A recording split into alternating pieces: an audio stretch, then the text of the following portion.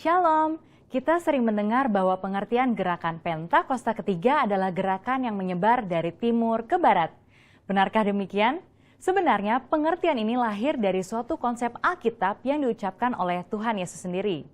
Nah, dalam edisi Voice of Pentecost kali ini, kita akan membahas dua alasan untuk kita bisa pahami lebih dalam mengapa dari timur ke barat. Alasan yang pertama secara alkitabiah. Di dalam Alkitab seringkali kita melihat pola yang bungsu menggantikan yang sulung. Seperti Ishak yang meskipun secara jasmani adalah adik dari Ismail, tetapi dia menggantikan posisi Ismail sebagai yang sulung dari rencana keselamatan Allah. Demikian pula dengan Esau dan Yakub.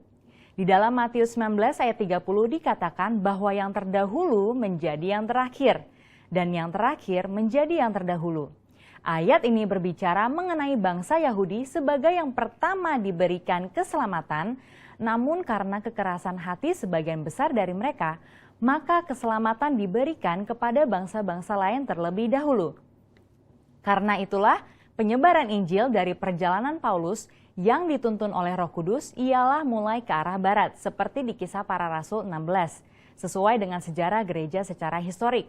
Mulai dari Asia Kecil, menyeberang masuk ke benua Eropa, sampai akhirnya Injil menyebar ke seluruh benua Eropa itu sendiri. Lalu kemudian di abad pertengahan menyeberang ke benua baru yaitu Amerika. Dan sampai di penghujung abad, lengkaplah putaran Injil mengitari belahan bumi. Nah, dari Eropa dan Amerika inilah gerakan Allah sampai ke negara timur.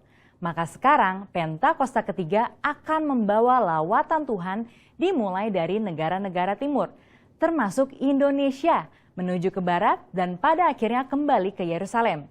Haleluya! Alasan yang kedua secara praktikal. Kita tahu pasca Perang Dunia Kedua, negara-negara Asia mengalami pertumbuhan penduduk, kemajuan ekonomi, dan teknologi yang sangat signifikan. Contoh negara yang memimpin dunia di dalam bidang pertumbuhan penduduk yang bisa kita ambil adalah India dengan 1,1 miliar penduduk dan China 1,4 miliar penduduk. Dan ini sudah melebihi dari sepertiga penduduk dunia.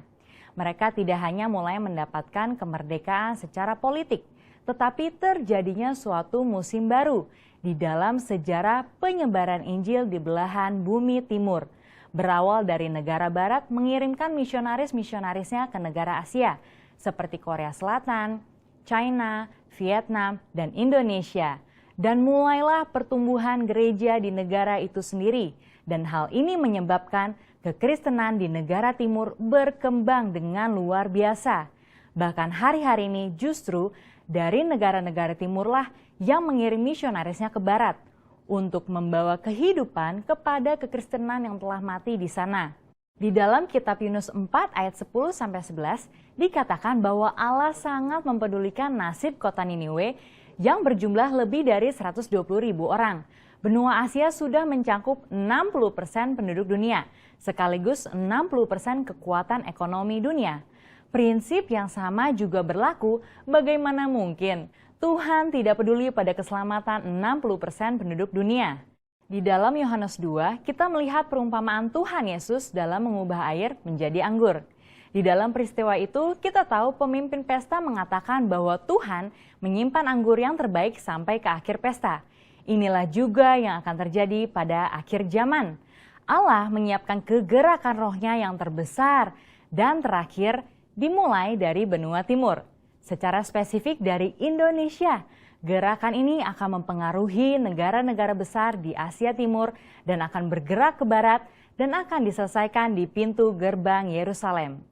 Seperti kilat yang menyambar dari sebelah timur dan melontarkan cahayanya sampai ke barat, demikianlah juga gerakan Pentakosta ketiga yang akan menyongsong kembali datangnya Anak Manusia. Saudara, untuk penjelasan lebih lengkapnya dari tim teologi kami, jangan lupa buka link yang ada di atas atau scan QR Code yang tersedia. Maranatha, amin.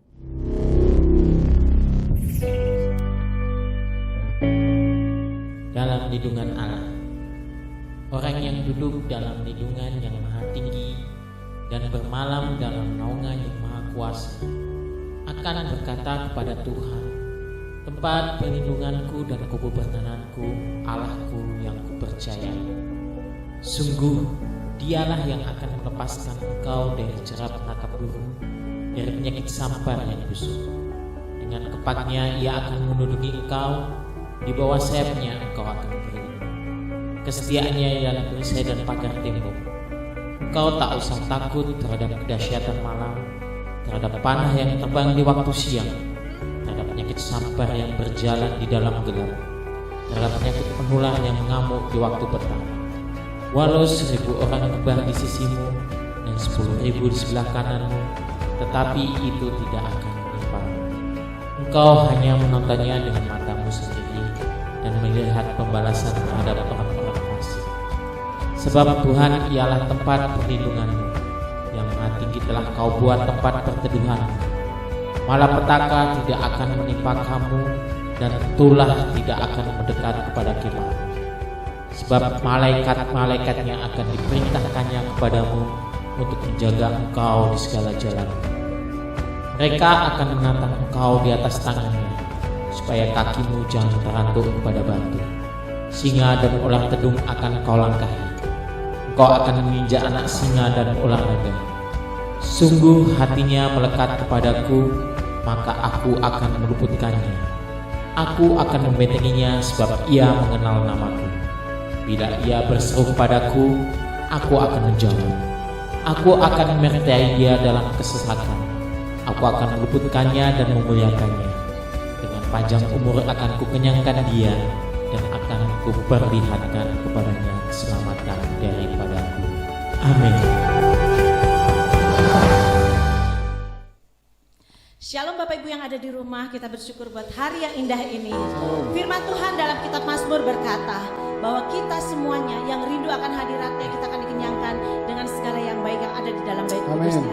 Kita mau datang kepada Tuhan pagi ini, kita mau senangkan hatinya, kita mau bernyanyi, kita mau bersyukur, kita mau bermazmur bagi namanya. Mari sama-sama kita siapkan hati kita datang kepada Tuhan dalam baitnya yang kudus.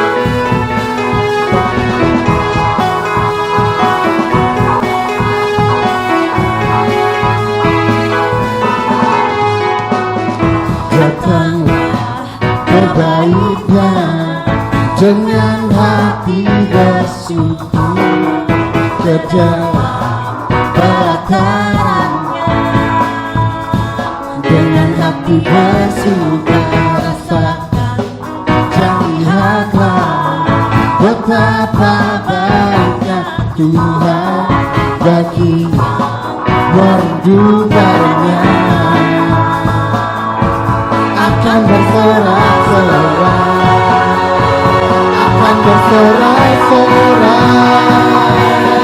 Bersyukurlah kepada Tuhan, sebab Dia baik, wawasannya di selamanya, kasih setianya. Bersyukurlah kepada Tuhan, sebab Dia baik, wawasannya untuk selamanya, kasih setianya. Bersama-sama kita datang ke baitnya yang kudus dengan ucapan syukur. Datanglah ke baitnya dengan hati bersyukur, ke dalam pelatarannya dengan hati bersuka rasakan.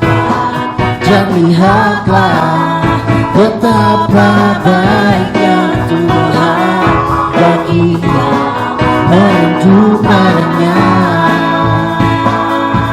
Akan bersorak-sorai, akan bersorak-sorai. Bersyukurlah kepada Tuhan, sebab Dia baik, wawasannya untuk selamanya,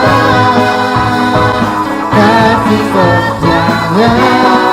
Bersyukurlah kepada Tuhan, sebab Dia baik, wawasannya untuk selamanya, kasih setianya.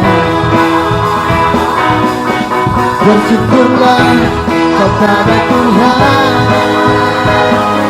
sudah tiada wawasannya untuk selamanya. Kasih setianya, bersyukurlah kepada Tuhan, sebab tiada wawasannya untuk selamanya. Kasih setianya, bersyukurlah kepada Tuhan, sebab Dia baik, wawasannya untuk selamanya. Kasih setianya, bersyukurlah kepada Tuhan, sebab Dia baik, wawasannya untuk selamanya. Kasih setianya, wawasannya untuk selamanya. Wawasannya untuk selamanya. Wawasannya untuk selamanya. Kasih setianya, bersyukurlah. Haleluya, haleluya.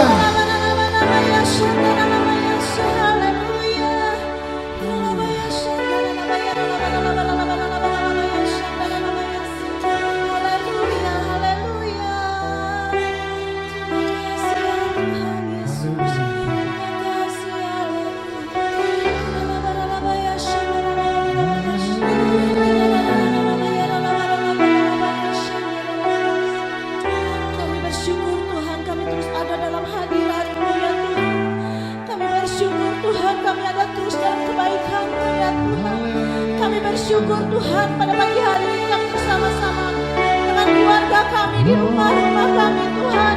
Kami bersama-sama Tuhan beribadah kepada-Mu ya Bapa.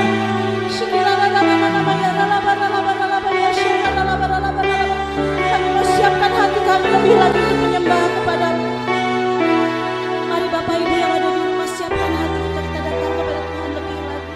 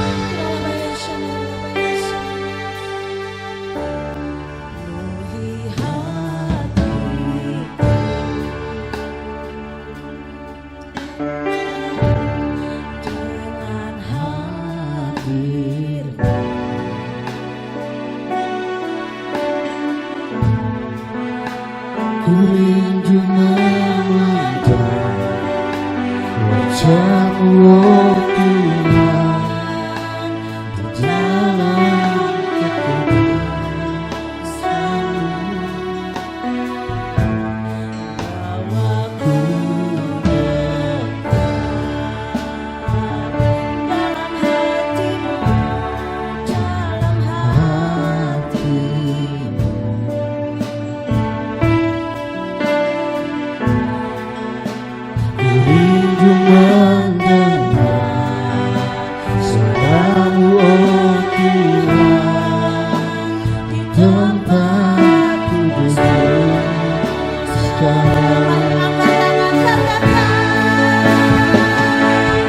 ku rasakan kasih-Mu dan indahnya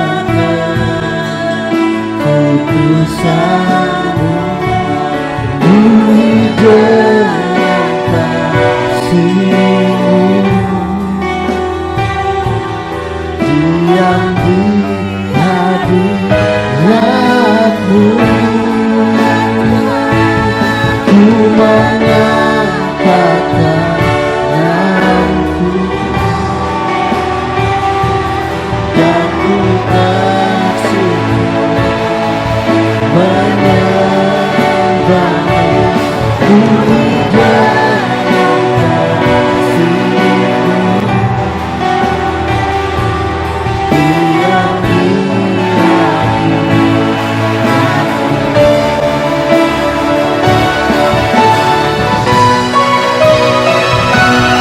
ku rasakan kasih-Mu dan indahnya keputusan-Mu, penuhi dengan kasih-Mu, diam di hadirat-Mu, ku mengangkat tanganku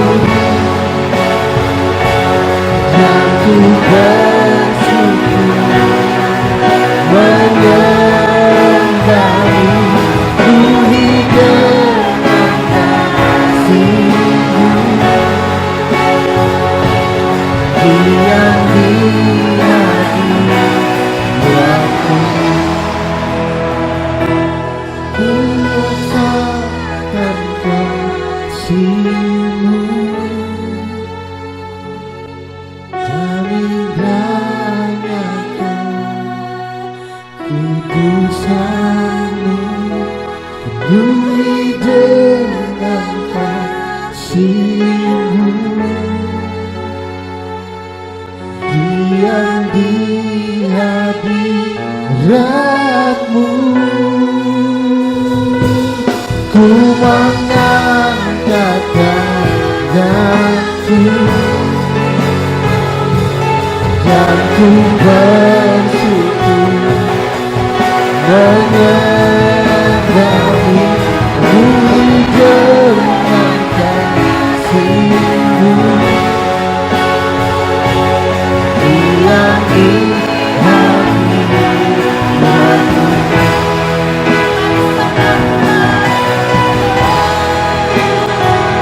Oh, haleluya Tuhan.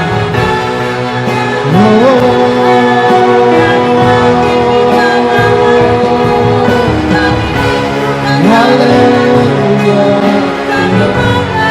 Kami mau menyembah Kau Tuhan, Kau yang layak dipuji. Haleluya, haleluya, haleluya,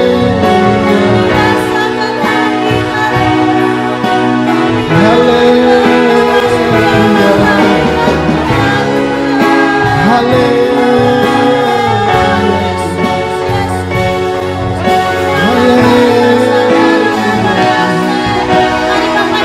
Kami menyembah Kau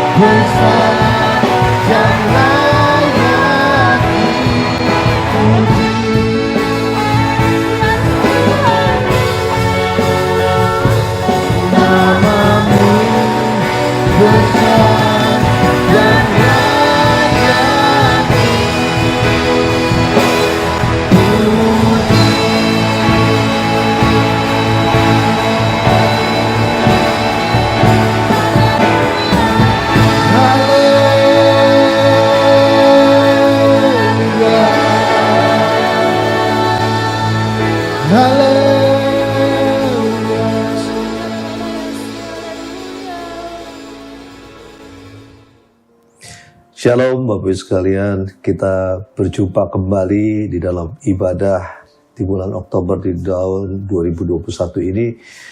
Saya mengharapkan untuk Bapak Ibu sekalian di dalam kondisi yang baik, demikian anak-anak muda juga anak-anak sekolah minggu selalu bergairah, selalu sehat, selalu mengasihi Tuhan, bahkan lebih lagi di hari-hari ini.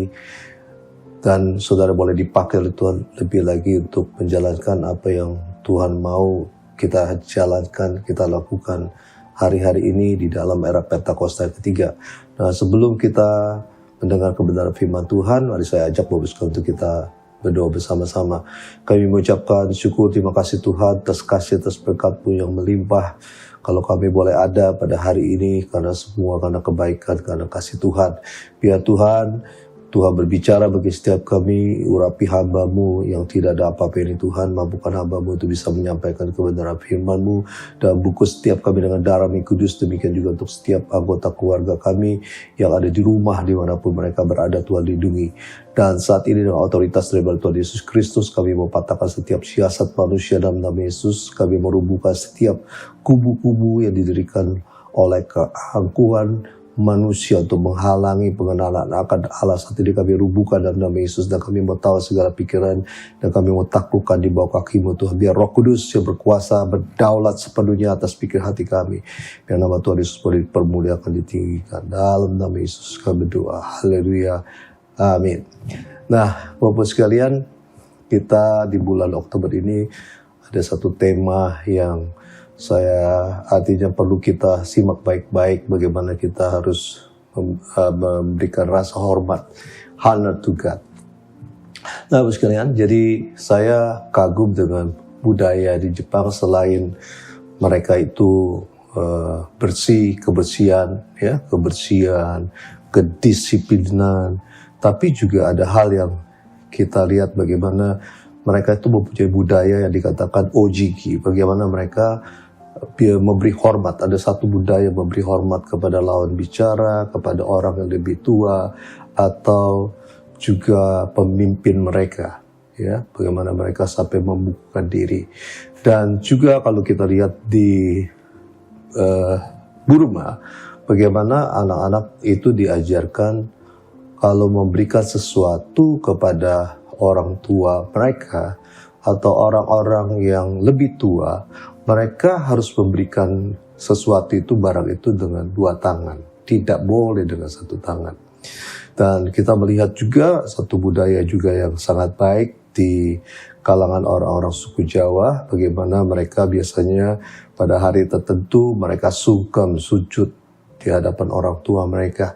Ya, bagaimana juga kita melihat, kalau kita melihat sejarah, kita melihat banyak hal bagaimana orang-orang memberi hormat kepada, artinya kepala pemerintahan yang ada, ya raja-raja ataupun mungkin presiden. Nah, Bapak sekalian, rasa hormat itu memang harus diberikan kepada satu orang tua seperti yang diajarkan Tuhan, ya, di dalam Ulangan pasal ke-5 ayat 16 dikatakan, hormatilah ayahmu dan ibumu seperti yang diperintahkan kepadamu oleh Tuhan Allahmu, supaya lanjut umurmu dan baik keadaanmu di tanah yang diberikan Tuhan Allahmu. Ya. Lalu di dalam Efesus pasal ke-6 ayat yang kedua, itu dikatakan hormatilah ayahmu dan ibumu. Ini adalah suatu perintah yang penting dikatakan. Seperti yang nyata dari janji ini, supaya kamu berbahagia dikatakan dan panjang umurmu di bumi. Dan kita juga diajarkan untuk artinya memberi hormat kepada orang-orang lebih tua atau kepada pemerintah, pemegang otoritas. Di dalam Pengkhotbah pasal yang ke-5 ayat 9 dikatakan suatu keuntungan bagi negara dalam keadaan demikian ialah kalau rajanya dihormati di daerah itu. Ya, kita juga memberi hormat kepada guru, pengajar kita, ya. Dan bahkan di 1 Petrus pasal kedua, firman Allah berkata, hormatilah semua orang, kasihilah saudara-saudaramu, takutlah akan Allah, hormatilah raja. Nah, kalau Bapak sekalian, kalau kita ini sebagai manusia itu diajarkan oleh Tuhan untuk memberi hormat kepada semua orang, kepada orang-orang yang berhak untuk menerima hormat. Apalagi itu Tuhan, ya, kita harus memberi hormat, mempunyai rasa hormat kepada Tuhan melebihi dari segalanya, karena Tuhan kita adalah Raja di atas segala raja. Kalau ada raja yang hebat, raja yang besar, raja yang berkuasa, yang memiliki istilahnya kekayaan luar biasa, tapi Yesus Kristus raja di atas segala raja, raja di atas raja itu sendiri. Ya, dan bagaimana dikatakan juga kita percaya bahwa Tuhan Yesus adalah Tuhan di atas segala Tuhan. Ada orang-orang yang menyembah Tuhan. Nah, Tuhan Yesus di atas Tuhan yang ada. Nah, itulah sebabnya Bapak sekalian, kita harus mengerti hal yang sangat penting. Kalau kita diajarkan hari-hari ini Bapak sekalian, di mana kita harus artinya memikirkan perkara-perkara di atas. Kita harus belajar untuk bisa artinya menghormati Tuhan. Nah, firman Allah Bapak sekalian dikatakan di dalam 1 Samuel pasal yang kedua ayat 30b dikatakan, sebab siapa yang menghormati aku, ya, siapa yang menghormati aku akan kuhormati. Tetapi siapa yang menghina aku akan dipandang rendah. Ini Tuhan sendiri berbicara Bapak sekalian.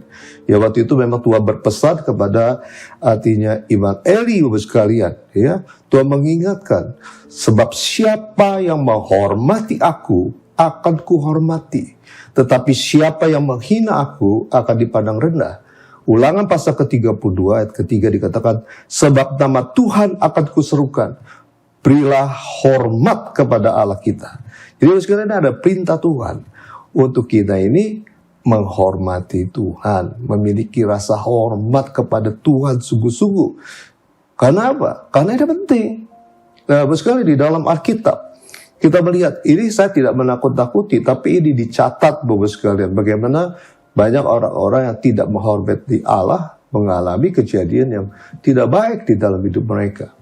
Ya, Bapak sekalian, contohnya kita lihat yang pertama, kita lihat bahwa anak-anak Harun yang bernama Nadab dan Abihu, ya, di dalam Alkitab di dalam Imamat pasal ke-10 ayat 1, ya, bagaimana Nadab dan Abihu itu dikatakan membubuhkan api, artinya mengambil pembaran, membubuhkan api di dalamnya, serta menaruh ukupan di atas api itu. Dengan demikian mereka mempersembahkan, dikatakan, ke hadapan Tuhan api yang asing yang tidak diperintahkan kepada mereka. Lalu apa yang terjadi, Bapak sekalian? Mereka mempersembahkan sesuatu yang Tuhan tidak suruh. Persembahan yang dikatakan api asing yang tidak disuka oleh Tuhan. Lalu dikatakan Bapak sekalian, karena apa yang mereka lakukan itu tidak dengan rasa hormat, dikatakan maka keluarlah api dari hadapan Tuhan lalu menghanguskan keduanya sehingga mati di hadapan Tuhan. Nah, kita lihat contoh yang kedua, anak-anak Imam Eli Bapak sekalian yang bernama Bapak sekalian Hofni dan Pinehas. Ya, bagaimana di dalam 1 Samuel pasal kedua Bapak sekalian Tuhan menegur Imam Eli, ya, sampai dikatakan begini, mengapa engkau memandang dengan lobah kepada korban sembelihanku dan korban sajianku yang telah kuperintahkan, dan mengapa engkau menghormati anak-anakmu lebih daripadaku sambil kamu menggemukkan dirimu dengan bagian yang terbaik dari setiap korban sajian umatku Israel. Karena anak-anak mereka suka mencuri, mengambil apa yang dipersembahkan oleh umat Israel kepada Tuhan, diambil terlebih dahulu. Nah, Bapak sekalian, apa yang terjadi? Sebab itu demikian firman Tuhan Allah Israel, sesungguhnya aku telah berjanji, keluargamu dan kaummu akan hidup di hadapanku selamanya. Itu artinya janji Tuhan. Tetapi sekarang demikian firman Tuhan, jauhkan hal itu daripadaku. Nah, di dalam ayat 34 sudah dikatakan, inilah akan menjadi tanda bagimu, yakni apa yang akan terjadi kepada kedua anakmu, Hofni dan Pinehas pada hari yang sama, keduanya akan mati. Dan mereka mati betul waktu ada peperangan dengan bangsa Filistin, di mana kedua anak Eli ini sebetulnya ditugaskan membawa tabut Tuhan. Mereka mati terbunuh dua-duanya. Dan Eli pun, ya, Nabi Eli pun setelah mendengar berita yang duka cita anaknya, dia jatuh dari kursinya dan juga dia meninggal dunia. Dan kita lihat juga Bapak sekalian contoh yang lain, ya, bagaimana karena keteledoran yang bernama Usa itu orangnya Daud. Waktu Daud mau memindahkan tabut Allah, ya, ke Yerusalem Bapak sekalian, di mana pada suatu saat di mana tabut Allah itu dibawa, ya, dengan dengan pedati yang ditarik oleh lembu-lembu dan tergelincir. Nah, Usa ini ceritanya baik, dia mencoba menahan tabut Allah itu. Tetapi apa yang terjadi Bapak sekalian? Karena kita tahu Bapak sekalian, Allah kita adalah Allah yang dahsyat, Allah yang kudus Bapak sekalian. Nah, Usa memegang itu, apa yang terjadi? Maka bangkitlah murka Tuhan terhadap Usa, lalu Allah membunuh dia di sana karena keteledorannya. Ia mati di sana dekat tabut Allah tersebut. Nah, kita contoh kembali, ya, kita beri contoh kembali tentang bagaimana orang yang tidak menghormati Tuhan, apa yang terjadi. Di dalam Kisah Para Rasul pasal ke-21, bagaimana Herodes suatu saat, ya, di hadapan banyak orang, ya, lalu dia istilahnya mengenakan pakaian kerajaan, lalu duduk di atas tahta dan berpidato kepada mereka. Nah, lalu rakyatnya bersorak, ya, makin dia bersemangat Herodesnya berpidato, ya, bahkan rakyatnya bilang begini, ini suara Allah bukan suara manusia. Ya, saudara dengar, ya. Jadi rakyatnya bilang ini suara Allah bukan suara manusia. Herodes tambah bangga, tapi apa terjadi? Dan seketika itu juga ia ditampar malaikat Tuhan karena ia tidak memberi hormat kepada Allah. Ia mati dimakan cacing. Saudara lihat, orang tidak memberi hormat kepada Tuhan berbahaya. Dan kita melihat kejadian-kejadian di dunia ini banyak Bapak sekalian, ya, yang terjadi. Saya coba ambil beberapa contoh Bapak sekalian, ya. Beberapa contoh supaya ini menjadi pelajaran buat kita. Hari-hari ini kita harus betul-betul hidup dengan hormat dan takut. Kita akan bahas. Dikatakan begini, Thomas Archive, ya, itu pembuat kapal Titanic, ya. Dia membangun kapal yang pada zaman itu kapal yang mungkin terbesar, termega, dan paling canggih demikian. Lalu dia sesumbar, ya.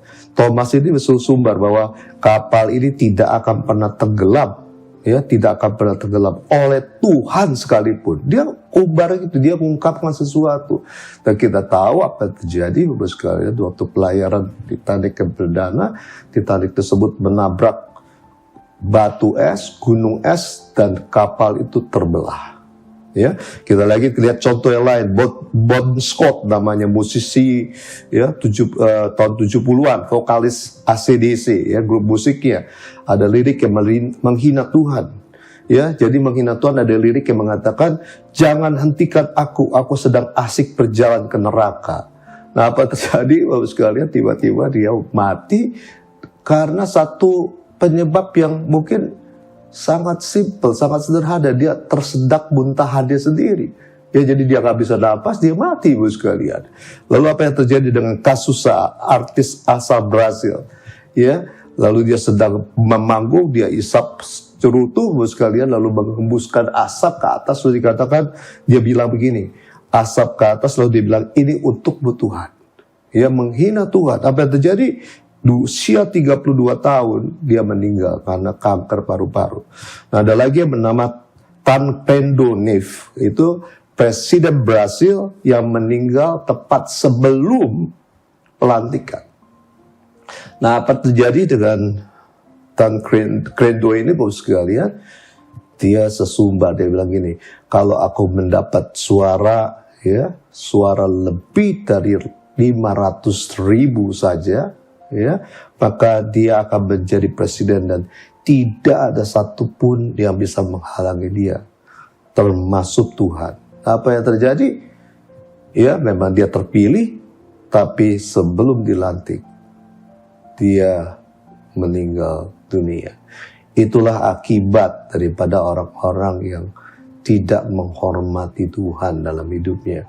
Nah, itulah sebabnya Bapak sekalian, mari kita melihat, ya, keadaan dunia ini bukan tambah baik. Kita lihat Bapak sekalian, pandemi COVID-19 belum berakhir. Kita tidak tahu kabar akhirnya. Ya, di satu negara sudah mulai reda, tidak ada tiba-tiba muncul. Ya, misalnya negara tetangga kita Singapura, kalau tidak salah yang terakhir saya dengar 2.000 orang setiap hari, ICU penuh dengan jumlah penduduk yang cuma sekitar 6 jutaan, 2.000 orang per hari. Itu merupakan satu tingkat rate yang sangat tinggi, ya, sekitar 40% lebih. Ya, setahu saya di Eropa pun mulai meningkat kembali pandemi COVID-19. Akibat COVID-19 ini Bapak sekalian tentunya banyak faktor-faktor lain yang terdampak. Nah, kita lihat lagi keadaan di Amerika Serikat.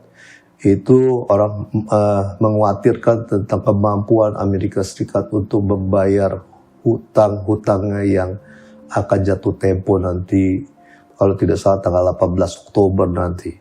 Hutang Amerika itu sampai 400.000 triliun, ya. Kalau rupiah dirupiahkan suatu jumlah yang sangat besar, Bapak sekalian, di mana pemberi pinjaman itu yang pertama itu adalah Jepang, ya, kedua China, ada Inggris, Bapak sekalian. Kita lihat di Inggris juga, Bapak sekalian, terjadi kondisi perekonomian yang tidak baik. Di China pun, Bapak sekalian, ada perusahaan real estate yang maha besar, Bapak saudara raksasa, yang saat ini sedang mengalami istilahnya kesulitan. Dan kita tidak tahu apa yang terjadi di depan. Nah, itu sebabnya Bapak sekalian, di dalam Ibrani pasal ke-12 ayat 28 ini menjadi satu hal peringatan buat kita semua di dalam kondisi keadaan dunia yang semakin tidak menentu, Bapak sekalian. Nah, Tuhan berpesan begini, Bapak sekalian, dikatakan Ibrani pasal ke-12 ayat 28. Jadi karena kita menerima kerajaan yang tidak tergoncangkan, dunia tergoncang, tapi kita berada di kerajaan yang tidak tergoncangkan. Ya, marilah kita mengucapkan syukur dan beribadah kepada Allah menurut cara yang berkenan kepadanya, dengan hormat dan takut, dikatakan dengan hormat dan takut, sebab Allah kita adalah api yang menghanguskan. Kita melihat contohnya di atas, Tuhan itu Maha pengasih, tentunya Maha sabar, tetapi kita juga harus mengerti bahwa sekalian Tuhan itu adalah juga api yang menghanguskan. Dia tidak kompromi dengan dosa. Nah, Bapak sekalian, ini ada satu hal yang Tuhan ingatkan. Bagaimana di dalam kondisi keadaan dunia sekarang yang seperti sekarang, Tuhan Yesus juga mau akan segera datang menjemput gerejanya. Maka kita dikatakan harus mengucapkan syukur dan beribadah kepada Allah menurut cara yang berkenan kepadanya. Ya, ibadah yang berkenan kepadanya dengan hormat dan takut akan Tuhan. Nah, ibadah bicara, Bapak sekalian, tentang satu hal yang kita memang harus lakukan sebagai orang-orang yang percaya. Ya, waktu kita bertobat terima Yesus menjadi Tuhan dan Juru Selamat, bukan berarti kita diam-diam saja. Karena saya percaya, Bapak sekalian, kita mengatakan kita diciptakan oleh Tuhan supaya kita ini menjadi orang-orang yang mengagungkan, meninggikan Dia, menyembah Dia. Dan di dalam Alkitab, di dalam Injil Yohanes dikatakan, aku mencari penyembah-penyembah benar yang akan menyembah Tuhan di dalam roh dan kebenaran. Nah, jadi Bapak sekalian, ibadah itu adalah merupakan sesuatu yang kita harus lakukan sebagai orang-orang percaya. Ibadah itu bicara tentang memberi penghormatan, mengagungkan, memberikan penyembahan kepada Tuhan, mengucapkan syukur, ya, mengungkapkan rasa syukur dan hormat kepada Tuhan. Itu harus kita lakukan, Bapak sekalian.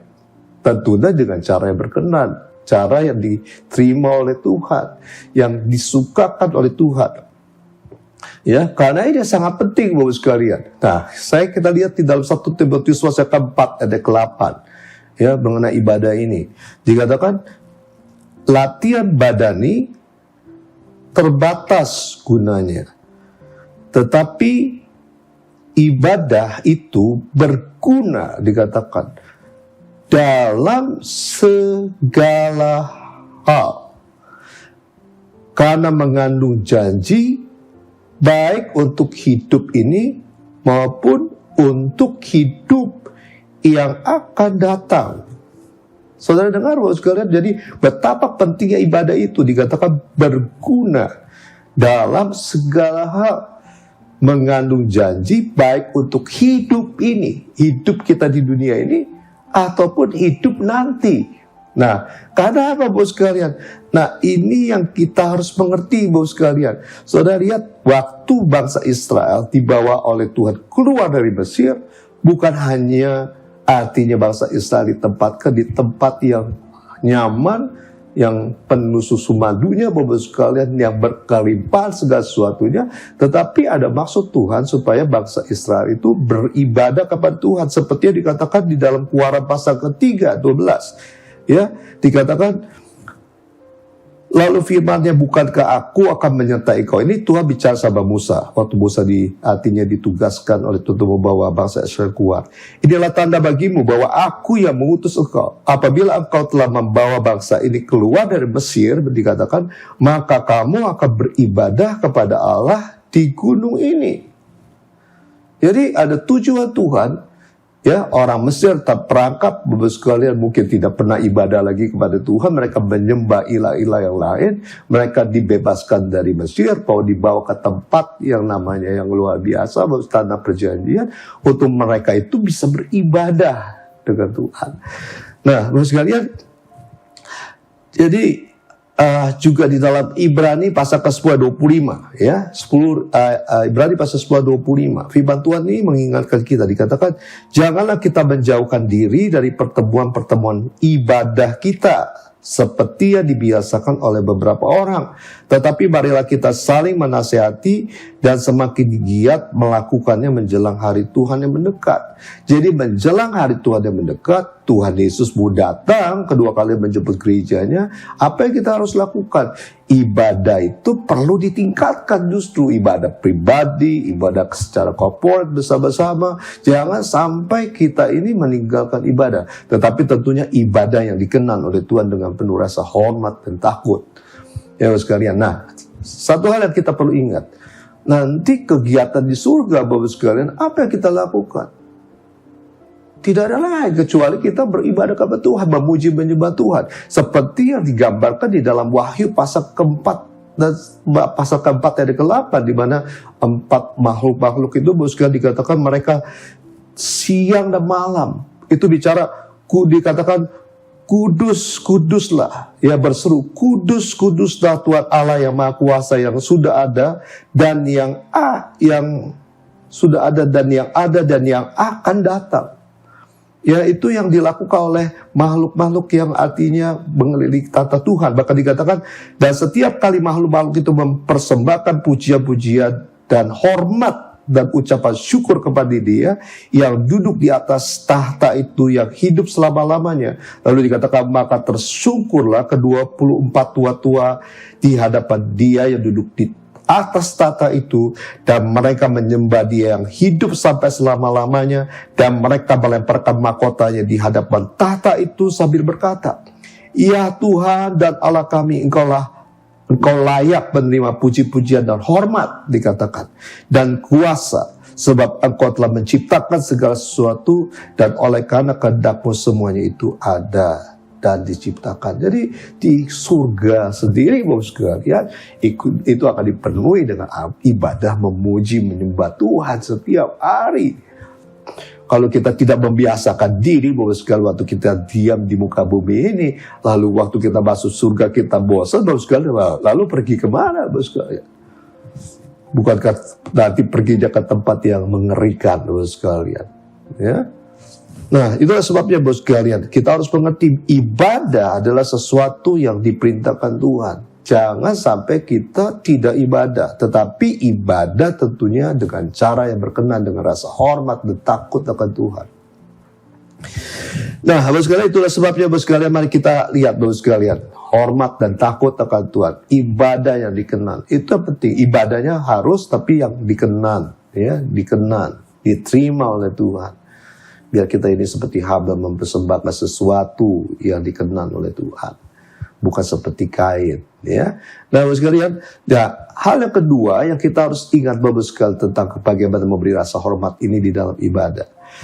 Nah, di dalam melakukan ibadah ini, Bapak sekalian, kita nggak boleh istilahnya asal-asalan, ya, main-main, Bapak sekalian. Tetapi harus serius dan sungguh-sungguh. Karena ini kita ini berurusan, kita mau berjumpa dengan Raja di atas segala raja, Tuhan di atas segala Tuhan. Kita mau ketemu dengan Sang Pencipta, Bapak sekalian. Ya, Bapak sekalian. Saya percaya, Bapak sekalian, kalau kita saya menganalogikan, kita mau ketemu dengan pejabat, kita diundang. Saya percaya saudara tidak akan, artinya pertama tidak menyia-nyiakan itu, saudara akan mempersiapkan segala sesuatu. Waktu ketemu juga dengan pejabat tersebut, kita akan mempunyai sikap yang baik, tentunya menghormati, artinya pejabat yang kita temui, Bapak sekalian. Nah, ini banyak Bapak sekalian mungkin di antara kita yang kurang menyadari. Karena apa? Kita tidak melihatkan secara fisik, ya, sang pencipta, raja di atas segala raja, Tuhan di atas segala Tuhan. Padahal Tuhan tuh hadir di mana kita, dimanapun kita beribadah. Walaupun kita sekarang ini masih beribadah secara online, Tuhan itu ada. Nah, di dalam Alkitab, coba saudara lihat, coba saudara renungkan, saudara bisa bayangkan, supaya ini istilahnya cara kita beribadah ini tidak lagi dengan main-main, ya, tidak asal ibadah.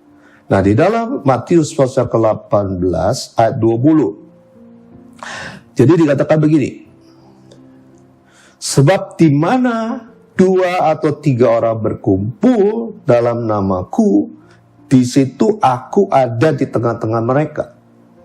Jadi saudara perhatikan, jadi waktu kita berkumpul, ya, demi nama Tuhan, Tuhan Yesus hadir di tengah-tengah kita. Ya, waktu kita ibadah online pun, kita cuma beberapa orang, Bapak sekalian cuma berdua, ataupun mungkin sendiri, Tuhan hadir di tengah-tengah kita. Nah, apa yang kita harus ambil sikap kita? Apakah kita sambil ibadah main handphone, Bapak sekalian, pikiran yang melayang-layang, ya, lalu nanti ngobrol sana sini, apalagi secara online, Bapak sekalian, saya dengar ada ada seorang pelayan Tuhan ketemu seseorang, lalu orang ini bilang begini, kan ibadah online ya, saya rasanya nggak mau lagi ibadah secara artinya seperti yang dulu-dulu. Karena apa? Dia bilang, saya kalau ibadah online itu bisa santai katanya, bisa pakai celana pendek. Ya bahkan kita juga tahu Bapak sekalian, yang saya lihat ya dari hasil ibadah online itu tidak banyak orang yang mengikuti ibadah secara penuh.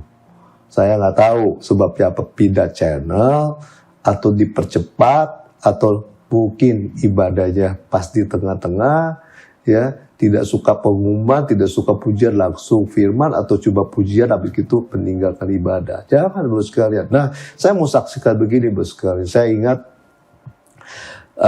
beberapa waktu yang lalu, waktu saya bertobat di tahun 90, saya sampai hari ini tetap bersemangat untuk memberitakan tentang kasih Tuhan, kebaikan Tuhan. Nah, pada waktu itu kebetulan ada kawan saya yang sama-sama ikut dulu kebatinan. Dia datang ke kantor saya menginjili dia, lalu saya ajak dia untuk berdoa, ya, berdoa supaya Tuhan menjamah dia. Nah, setelah selesai saya berdoa, Bapak sekalian, kawan saya itu bilang begini, Kiki, saya lihat ada seorang yang berada di belakang kamu dengan jubah putih mengkilap. Dia tidak bisa lihat wajahnya. Ya, saya memang nggak bisa lihat, tidak diberikan penglihatan, tapi dia lihat. Tetapi saya percaya akan jadi firman Tuhan itu, dikatakan 2-3 orang berkumpul atas namaku, aku hadir. Tuhan Yesus hadir. Itulah sebabnya Bapak sekalian, saudara coba bayangkan kita ini mau ketemu dengan yang pencipta kita, yang maha besar, yang terbesar yang ada di dunia, di alam semesta ini. Saudara bisa bayangkan bagaimana seharusnya sikap kita kepada Tuhan. Ya, supaya kita apa? Artinya beribadah dengan cara yang benar, kita pasti diberkati, kita akan dimerdekakan, kita akan mengalami sesuatu yang dahsyat, yang luar biasa. Nah, hal yang ketiga, Bapak sekalian, bicara tentang ibadah yang dimana kita ini Kalau tadi ibadah bicara puji nyembah Tuhan, doa, baca firman Tuhan, baik pribadi secara corporate. Tetapi ibadah ini juga yang harus kita simak baik-baik, bos sekalian. Karena kalau tidak melakukan ini pun kita tidak menghormati Tuhan. Ya, di dalam Roma pasal ke-12 dikatakan, karena itu saudara-saudara, demi kemurahan Allah, aku menasihati kamu supaya kamu mempersembahkan tubuhmu sebagai persembahan yang hidup, yang kudus, dan yang berkenan kepada Allah. Itu adalah ibadahmu yang sejati. Janganlah kamu menjadi serupa dengan dunia ini, tetapi berubahlah oleh pembaruan budimu, sehingga kamu dapat membedakan mana kehendak Allah, apa yang baik, yang berkenan kepada Allah, dan yang sempurna. Bapak sekalian, jadi ibadah yang sejati bicara juga mempersembahkan tubuh kita menjadi persembahan hidup yang kudus dan berkenan di hadapan Tuhan.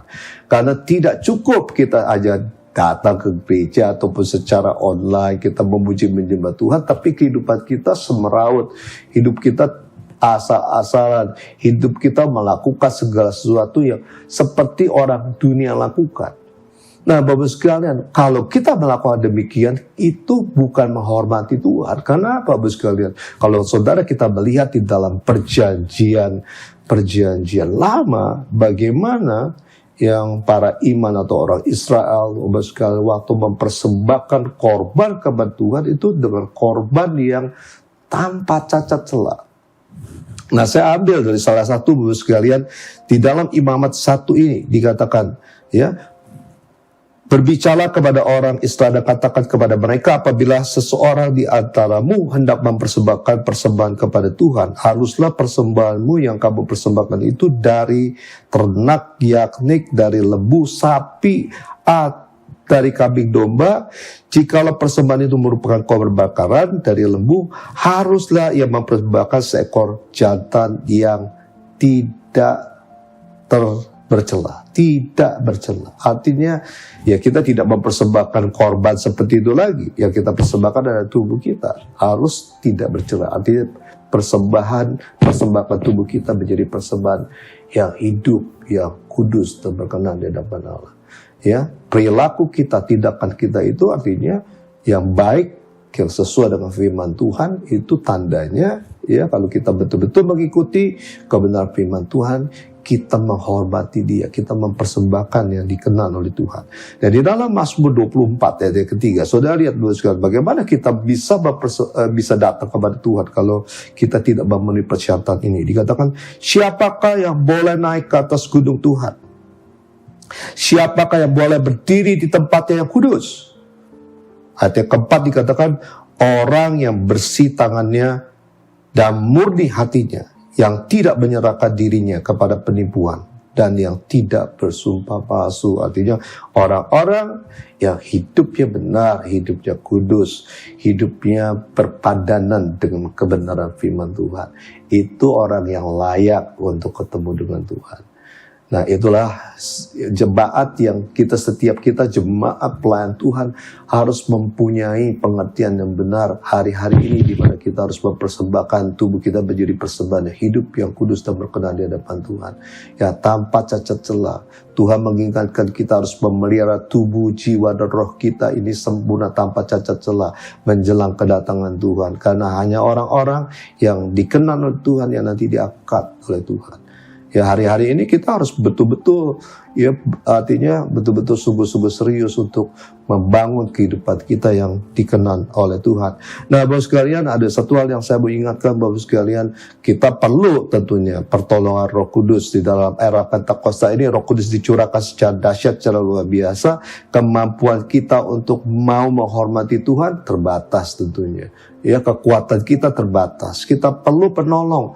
Roh Kudus sedang dicurahkan. Saya percaya waktu kita dipenuhi Roh Kudus, kita akan diberikan pengertian, diberikan kemampuan, diberikan artinya pewahyuan bagaimana cara hidup kita yang berkenan, cara beribadah yang dikenan dengan rasa hormat dan takut akan Tuhan, dan kita akan sungguh-sungguh menjadi orang yang luar biasa yang akan dipakai oleh Tuhan di dalam era Pentakosta ketiga ini untuk menyelesaikan amanat agung Tuhan Yesus. Ya, biar setiap lutut bertelut, setiap lidah mengaku Yesus Kristus adalah Tuhan.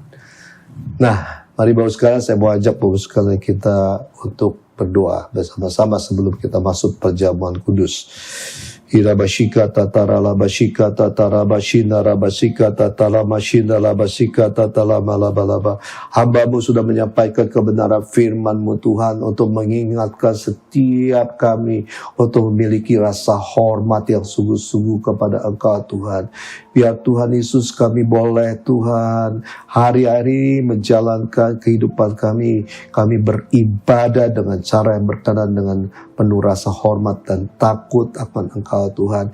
Karena kami percaya Engkau adalah api yang menghanguskan Tuhan. Engkau adalah Allah yang dahsyat, Allah yang luar biasa. Kami percaya waktu kami hidup dikenan oleh Tuhan, hidup kami diberkati oleh Tuhan, hidup kami ditolong oleh Tuhan.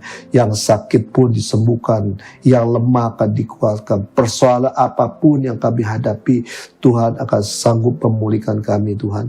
Tuhan berikan pengertian ini kepada setiap kami Tuhan, untuk kami sungguh-sungguh Tuhan menjadi umat yang layak Tuhan, menjadi mempelai Kristus, orang-orang yang hidup tanpa cacat celah. Dan biar Roh Kudus memberi kemampuan itu bagi setiap kami Tuhan. Terima kasih Tuhan Yesus, terima kasih Tuhan. Terima kasih Tuhan. Oh Jesus, terima kasih Tuhan. Terima kasih Tuhan Yesus, terima kasih Tuhan. Mari Bapak sekalian, kita akan masuki perjamuan kudus. Saya undang Bapak sekalian untuk mempersiapkan roti dan anggurnya, Bapak sekalian. Ya, mari kita persiapkan roti dan anggur. Dan mari kita juga berdoa bersama-sama juga. Terima kasih Tuhan, kalau di bulan Oktober di tahun 2021 ini kami boleh masuk di dalam perjamuan kudus.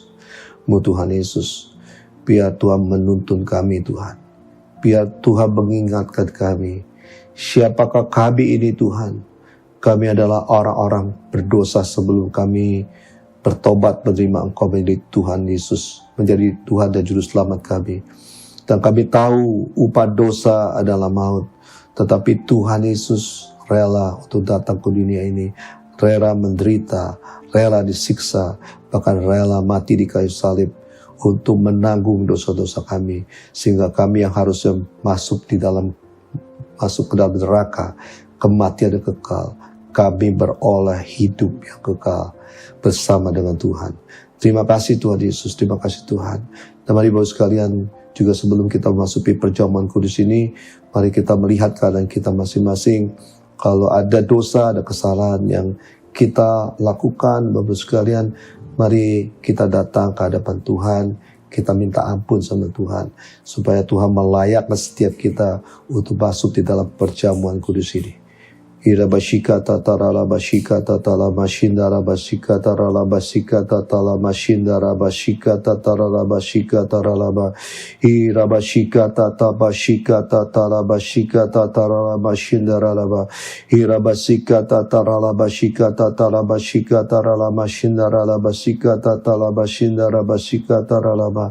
Tuhan, ampuni kesalahan kami Tuhan, ampuni kelemahan kami Tuhan Yesus. Biar Tuhan kuduskan kami kembali, supaya kami layak untuk masuk di dalam perjamuan kudus ini. Kami percaya Tuhan, kami di dalam kondisi yang layak. Kami makan roti merupakan tubuh-Mu, minum anggur yang merupakan darah-Mu Tuhan. Kuasa Allah bekerja, mujizat Allah bekerja dalam kehidupan kami. Terima kasih Tuhan, terima kasih Tuhan, terima kasih Tuhan.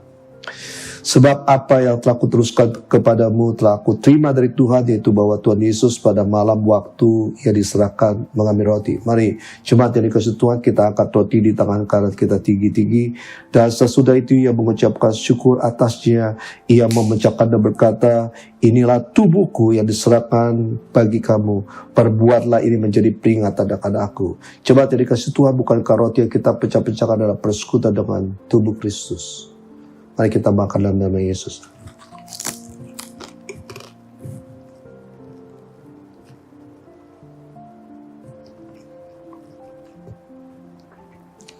Terima kasih Tuhan. Terima kasih Tuhan Yesus. Terima kasih Tuhan. Mari kita angkat cawan anggur kita tinggi-tinggi. Demikian juga yang mengambil cawan sesudah makan lalu berkata, cawan ini adalah perjanjian baru yang dimeteraikan oleh darahku. Perbuatlah ini setiap kali kamu meminumnya menjadi peringatan akan aku. Saudara yang kasih Tuhan, bukan kacauan anggur yang di atasnya kita ucapkan syukur, ada persekutuan dengan darah Yesus. Mari kita meminum dalam nama Yesus.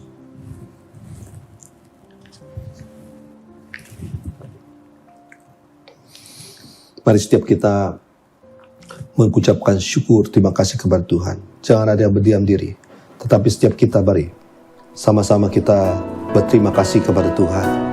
Mengucapkan syukur, terima kasih kepada Tuhan. Oh Jesus, Jesus, Jesus. Terima kasih Yesusku, terima kasih Yesusku. Puji syukur hanya bagi Tuhanku. Terima kasih Yesusku, terima kasih Yesusku. Puji syukur hanya bagi Tuhanku. Terima kasih Yesusku, terima kasih Yesusku. Puji syukur hanya bagi Tuhanku. Terima kasih Yesusku, terima kasih Yesusku. Puji syukur hanya bagi Tuhanku. Puji syukur hanya bagi Tuhanku.